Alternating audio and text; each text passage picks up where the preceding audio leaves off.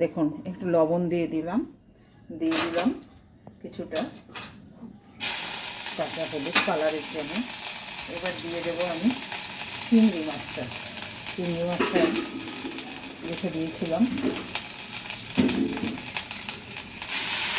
দিয়ে দিচ্ছি চিংড়ি মাছ। কালার হওয়ার জন্য আমি হলুদটা দিই। চিংড়ি মাছটা ভেজে নেব পটল চিংড়ির জন্য।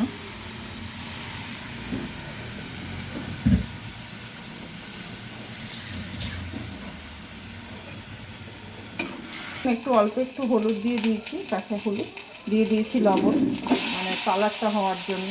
এবার দিয়ে দিলাম আলুটা এবার আমি ভেজে নেব। আলুটা দিয়ে দিলাম। আর এদিকে দেখুন চিংড়ি মাছটা ভাজা হয়ে গেছে। ভেজে রেখেছি, এটা দিয়ে পটল চিংড়ি করব।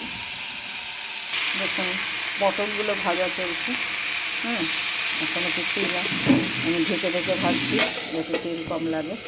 এটা এখানে ভেজে তুলে রেখেছি। চিংড়ি মাছটাও, আলুটা বাসন্তী কালারটা এসে সেরকম কালার হয়নি, তার কারণ আমি গুঁড়ো হলুদটা দিই না, কাঁচা হলুদ দিয়ে রান্না করি, এতদিনে আপনারা বুঝতে পেরেছেন। দিয়ে দিলাম কিছুটা সর্ষের তেল, দিয়ে দিলাম কিছুটা পেঁয়াজ কুচি। যে পেঁয়াজগুলো ঘষতে গিয়ে আমার আটকে গেছিলো, সেগুলো দিয়েই আমি পেঁয়াজ কুচি করে নিলাম। এই পেঁয়াজটা আমি নষ্ট করবো না। দিয়ে দিলাম একটু লবণ যাতে তাড়াতাড়ি হয়ে যায়, লবণটা দিয়ে তাড়াতাড়ি পেঁয়াজটা ভাজা হয়ে যায়। এখন পেঁয়াজটা হয়ে গেছে, দিয়ে দিলাম আমি রসুনটা।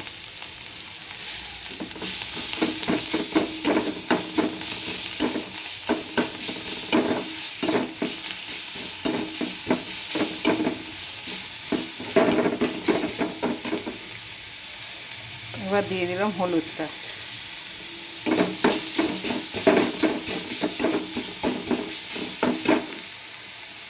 দিয়ে দিলাম পেঁয়াজটা।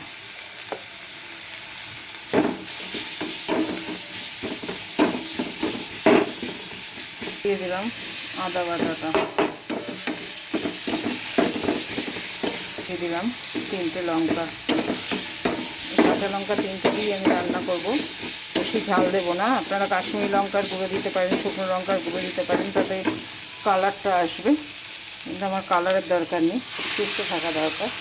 দিয়ে দিলাম টমেটোটা। তাই আমি এভাবেই রান্নাটা করি। আমার বাড়িতে বাচ্চা এবং বয়স্ক লোক আছে বলে আমি সেভাবে করি না। এটাকে কষাবো এখন। 10টা এলাচ দিয়ে 5-6টা লবঙ্গ দিয়ে গোলমরিচ দিয়ে গরম মশলাটা আপনারা তেলের সঙ্গে ফোড়ন দিয়ে সবার প্রথমেই দিতে পারেন, দিয়েই করতে পারেন। ভুলে গিয়েছিলাম তাই এখন দিলাম। দিয়ে দিলাম একটা গুড়ের বাতাসা। এবার এটাকে আমি কষাতে থাকি।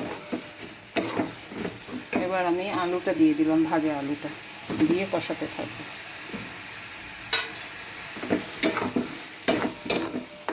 দেখুন আলু দিয়ে কষাচ্ছি।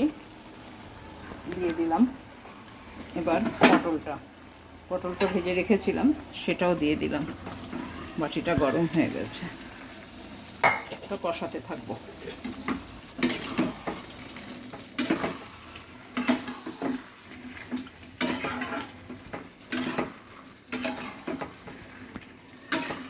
দেখুন এখানে এটা গরম জলটা করছি, যেটা দেব তরকারিতে।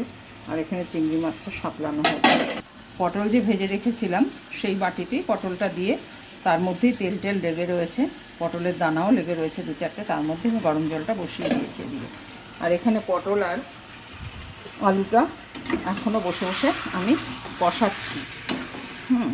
একটু কষানো হোক, ওদিকে জলটা গরম হোক, তারপরে আমি দিয়ে দেবো। লবণ টবণ যা দিয়েছি আশা করছি ঠিক হয়েছে, যদি কম বেশি হয় আপনারা পরে দিয়ে নেবেন।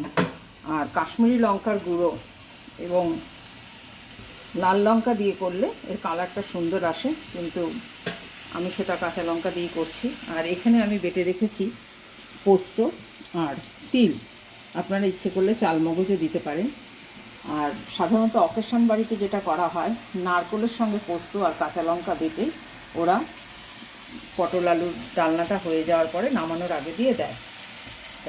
সাঁতলানো হয়ে গেছে, লেগে আসছে। এবার আমি এই গরম জলটা দিয়ে দিলাম।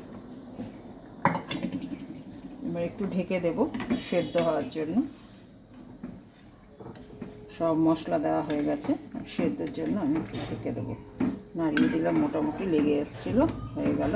এবার ঢেকে দিই। এটা দিয়ে দিলাম চিংড়ি মাছটা, সেদ্ধ হয়ে গেছে আলু পটল।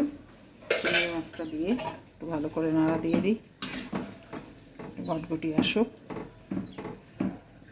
এবার দিয়ে দিচ্ছি ওই পোস্ত বাটাটা। পোস্তর সঙ্গে অনেকে আছে নারকেল দিয়ে, কাঁচা লঙ্কা দিয়ে বেটে দেয়। আমি পোস্ত আজকে ছিল না, তাই তিল, চাল মগজ আর একটু সাদা সর্ষে তাই দিয়েছি। দেখুন দেখতে কীরকম হয়েছে রান্নাটা। হয়ে এসছে আমার রান্নাটা। দিয়ে দিলাম গুঁড়ো গরম মশলা, দিয়ে দেবো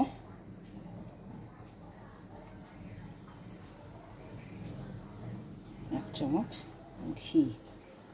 হয়ে গেল আমার পটল চিংড়ি, আলু পটল দিয়ে চিংড়ি দিয়ে। আপনারাও এভাবে করে খেয়ে দেখবেন এবং আমাকে জানাতে কিন্তু ভুলবেন না।